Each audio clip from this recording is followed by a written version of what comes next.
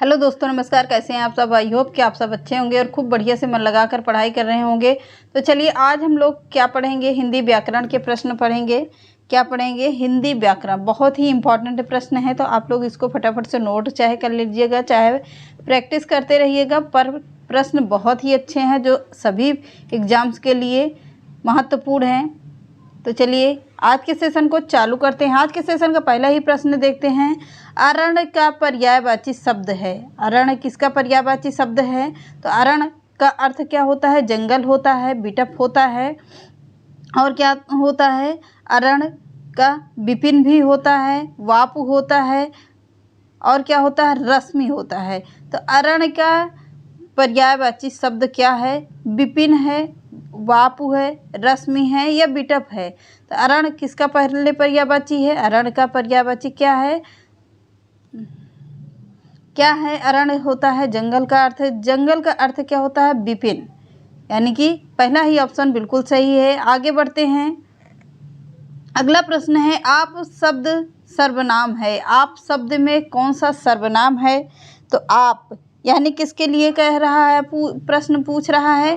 तो किसके लिए प्रश्न होगा? निजवाचक के लिए होता। आप शब्द का सर्वनाम शब्द क्या होगा? पुरुषवाचक, निजवाचक, संबंधवाचक या निश्चयवाचक कह रहा है। तो आप शब्द किसका शब्द है या किसका वचन है? तो आप किसके लिए प्रयोग किया जाता है? तो इसका सर्वनाम क्या होगा? अपने निजी के लिए, निजी जीवन के लिए क्या होता है? अपने आप को कहेंगे तो क्या कहेंगे? सर्वनाम लगा हुआ है तो निजवाचक संज्ञा होगी। अगला प्रश्न है, चराचर शब्द चराचर का संधि विच्छेद होगा। चह प्लस आचर, चर प्लस अचर, चत प्लस अचर या चरा प्लस घर। तो क्या कह रहा है कि चराचर का संधि विच्छेद क्या होगा? चर प्लस अचर। यानी कि अब ये रा जो है कहाँ पर कन्वर्ट आ गया? अब आ गया यहाँ पर, आ में आ गया है ये रा, और इस रा में क्या होगा? चर जो है छोटा चर है और अचर मिलाकर चराचर बन गया। तो कौन सा शब्द बन रहा है? बी स्वर बन रहा है, बी बन रहा है। अगला है, परमोजस्वी का संधि विच्छेद होगा। क्या होगा? परमोजस्वी का संधि विच्छेद शब्द होगा। पहले तो इसको सब कुछ तोड़ा हुआ यहाँ पर है। पहले देखिएगा, परमो प्लस ओजस्वी होता है, परमा प्लस ओजस्वी होता है, या परम प्लस ओजस्वी होता है, या परह प्लस ओजस्वी होता है। तो कह रहा है कि परमोजस्वी का संधि विच्छेद क्या होता है? परम प्लस ओजस्वी होता है, परम प्लस ओजस्वी होता है। आई होप कि आप लोगों को सेशन अच्छा लग रहा होगा। तो सी ऑप्शन बिल्कुल सही है। अगला है, अन्वेषण सब कौन सी संधि है? तो अन्वेषण में कौन सी संधि है? तो पहले तो देख लीजिए, सबसे बढ़िया प्रश्न पहचानने की एक ट्रिक है क्या? अगर या और वाह बीच में लगा हुआ शब्द आए तो क्या हो जाता है? बीच में लगा हुआ शब्द आए तो उसमें हमेशा यण संधि होती है। कौन सी होगी? यण संधि होगी। तो यहाँ पर क्या लगा है? व लगा है। बीच में आ रहा है क्या? वह आ रहा है, तो कौन सी संधि बन रही है? तो यण स्वर संधि बन रही है। क्लियर हुआ? आगे बढ़ते हैं। गजानन कौन में कौन सा समास है? तो गजानंद यानी कि गज प्लस आनंद। अब इसको तोड़ रहे हैं संधि में, तो क्या बन रहा है? गज प्लस आनंद, यानी कि कौन सा संधि कौन सा समास बन रहा है? बहुब्रीहि समास, त्रिगु समास, कर्मधारय समास या तत्पुरुष समास। तो गजानन में कौन सा समास बनेगा? बहुब्रीहि शब्द बनेगा या बहुब्रीहि समास बनेगा। गजानन किसका पर्यायवाची है? तो यह है गणेश भगवान का पर्यायवाची और हाथी का भी पर्यायवाची है। अगला है, यज्ञशाला में कौन सा समास है? तो यज्ञशाला में कौन सा समास होगा? द्वंद्व होगा, अव्ययी भाव होगा, तत्पुरुष समास है, बहुब्रीहि समास है। तो कौन सा समास माना जाता है? यज्ञ के लिए शाला। कौन सा समास आ रहा है? यज्ञ के लिए शाला, यानी तत्पुरुष समास आ रहा है। इसीलिए हमेशा कारकों के चिन्ह का प्रयोग किस समास में किया जाता है? तो तत्पुरुष समास में किया जाता है। कर्ता ने कर्म को करण से अपादान के लिए, सब पूरा कारक इसी पर आधारित है, किसमें? तत्पुरुष समास में कारक का ही प्रयोग होता है। तो यज्ञ के लिए शाला में कौन सा समास होगा? तो तत्पुरुष समास होता है। सी ऑप्शन बिल्कुल सही है। अगला प्रश्न है दिन रात दिन, रात और दिन भी हो सकता है। रात दिन में कौन सा समास है? तो रात और दिन में कौन सा समास होता है? द्वंद्व है, बहुब्रीहि है, अव्यय भाव है या तत्पुरुष है? तो पहले देख लीजिए कि रात और दिन यानी कि योजक लगा हुआ है, तो यहाँ पर कौन सा समास बन रहा है? तो द्वंद्व समास बन रहा है। कौन सा समास? द्वंद्व समास। पहला ही ऑप्शन बिल्कुल सही है। अगला है इतिश्री होना। मुहावरे का अर्थ क्या होता है? इतिश्री का क्या होता है कि शुरुआत होना है। श्री गणेश का क्या होता है? शुरुआत होता है। इतिश्री का होता है क्या? समाप्त होना। तो श्री गणेश का अर्थ हो जाएगा शुरुआती और समाप्त होने का हो जाएगा इतिश्री होना, यानी कि बी ऑप्शन बिल्कुल सही है, समाप्त होना। अगला है तलवे चाटना मुहावरे का अर्थ क्या होता है? तो तलवे चाटने मुहावरे का अर्थ क्या होता है? खुशामद करना, प्रशंसा करना, झगड़ा करना, भला बुरा कहना। तो खुशामद करना यानी किसी की गुलामी करने को क्या कहेंगे अपनी भाषा में? किसी की गुलामी करना है, किसी का कार्य करना। तो क्या कहते हैं गांव में लोग बोलते हैं क्या? हमने तुम्हारी बहुत गुलामी किया है, यानी तलवे चाटा है। तो वही होता है कि तलवे चाटने मुहावरे का अर्थ क्या होता है? खुशामद करना। पहला ही ऑप्शन बिल्कुल सही है। अगला ढोल पीटना मुहावरे का अर्थ होता है क्या? बहुत लाभ होना, जोर से कहना, भाग्य पलटना, इधर उधर भटकना। तो क्या होगा? ढोल पीटने का अर्थ क्या होता है? जोर से कहना, जोर जोर से बताना किसी चीज़ को। अगर कोई खुशी होता है तो क्या कहता है? कहते हैं ढोल पीट रहे हैं, यानी कि जोर से कहने का अर्थ होता है। बी ऑप्शन बिल्कुल सही है।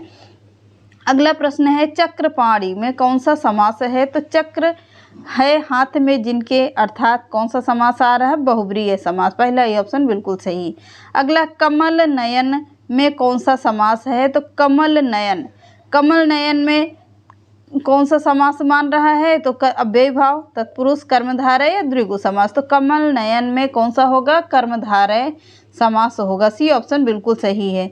अगला प्रेम निगमन, प्रेम निगमन में किस समास का उदाहरण है? तो प्रेम निगमन में कौन से समास का उदाहरण है?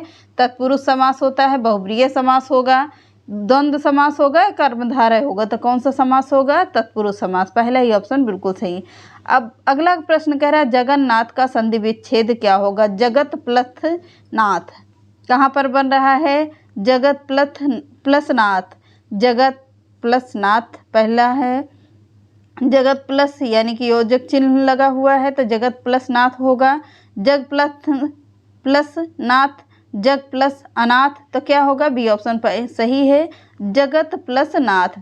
अगला है जगदीश का संधि विच्छेद होगा। जगत प्लस ईश, जगत प्लस ईश, जग प्लस ईश या जग प्लस ईश। तो कह रहा है जगत प्लस ईश होता है, तो क्या बन जाएगा? जगत प्लस ईश, यानी पहला ही ऑप्शन बिल्कुल सही है। अगला है पवित्र का संधि विच्छेद होगा क्या? पल प्लस इत्र, पो प्लस इत्र, पह प्लस इत्र होगा या पवि प्लस इत्र होगा। तो क्या होगा? पो प्लस इत्र होगा। तो पहले बी ऑप्शन बिल्कुल सही है। अगला है उच्चवास का संधि विच्छेद होगा। उत प्लस श्वास, उच्च प्लस श्वास, उच्च प्लस वास या उच्छो प्लस वास। तो क्या होगा? उच्च का होगा उत प्लस श्वास, यानी पहला ही ऑप्शन बिल्कुल सही है। अगला है वांग्मय का संधि विच्छेद क्या होगा?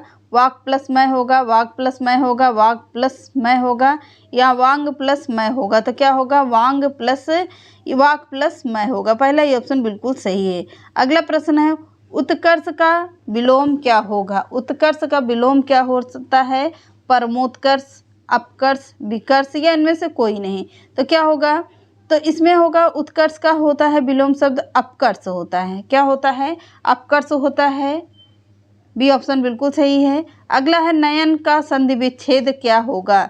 ना प्लस यन, ने प्लस अन, नय प्लस अन या ना प्लस अन। तो क्या होता है? नयन का होता है ने प्लस अन। बी ऑप्शन बिल्कुल सही है। अगला है पुत्र का पर्यायवाची क्या है? कुमारी, बेटा, पोता, बेटी। तो पुत्र का विलोम शब्द पर्यायवाची क्या होगा? बेटा होगा। बी ऑप्शन बिल्कुल सही है। अगला है पत्थर का पर्यायवाची क्या होता है? पाषाण, ठेला, चिक्का या कंकर होता है। तो क्या होता है? पाषाण होता है। पत्थर का पर्यायवाची शब्द क्या होगा? पाषाण होगा। पहला ही ऑप्शन बिल्कुल सही है। अगला प्रश्न है नरः का विपरीतार्थक शब्द क्या होगा? नरः पूछ रहा है, तो नरः पुरुष, व्यक्ति, धनी या नारी? तो नरः का विपरीत शब्द यानी विलोम शब्द पूछ रहा है, तो नर का विलोम क्या होगा? नारी होगा। डी ऑप्शन बिल्कुल सही है। अगला प्रश्न है, जिस पुरुष की स्त्री मर गई हो, जिस पुरुष की स्त्री मर गई हो उसे कहेंगे क्या? स्त्री विहीन, पत्नीहीन, विधुर या नारी विहीन? तो क्या होता है? विधवा को, जिस स्त्री का पति मर गया हो उसे क्या कहेंगे? विधवा कहा जाता है। और जिस पुरुष की स्त्री मर गई हो उसे क्या कहा जाता है? विधुर कहा जाता है। क्लियर हुआ? आगे बढ़िए। कान देना का अर्थ क्या होता है? सावधान रहना, प्रतीक्षा करना, ध्यान देना या बहकाना? तो कान देना का अर्थ क्या होता है कि मतलब कान भरने का अर्थ होता है बहकाना, यानी डी ऑप्शन बिल्कुल सही है। अगला हृदय का विशेषण है, तो हृदय का विशेषण क्या हो गया? हृदय, हार्दिक, हृदयी या इनमें से कोई नहीं? तो हृदय का विशेषण शब्द क्या होगा? हार्दिक होता है। बी ऑप्शन बिल्कुल सही है। अगला है महाशय का संधि विच्छेद होगा। महा प्लस आशय, महा प्लस शय, महा प्लस अशय या महा प्लस ओवर होगा? तो बिल्कुल गलत है। ये भी काटिए, ये भी काटिए और पहला ही ऑप्शन क्या होगा? सही होगा। महा प्लस आशय पहला ही सही है। अगला, बैठक में कौन सा प्रत्यय है? तो बैठक में अक प्रत्यय है या उक प्रत्यय है, का प्रत्यय है, अक उक क्या है? तो बैठक अक प्रत्यय लगा हुआ है, तो कौन सा है? सी ऑप्शन बिल्कुल सही है। अगला है लंबोदर। लंबोदर में कौन सा समास है? तो लंबा है जिसका उदर। कौन सा समास आ रहा है? बहुब्रीहि समास आ गया। कौन सा? लंबा है जिसका उदर अर्थात बहुब्रीहि समास आ गया। डी ऑप्शन बिल्कुल सही है। ये रहे आज के 30 प्रश्न जो बहुत ही इम्पोर्टेंट थे हिंदी व्याकरण के। तो चलिए मिलते हैं नेक्स्ट क्लास में। चैनल पसंद आता तो लाइक, सब्सक्राइब एंड शेयर कर दीजिएगा। नमस्कार।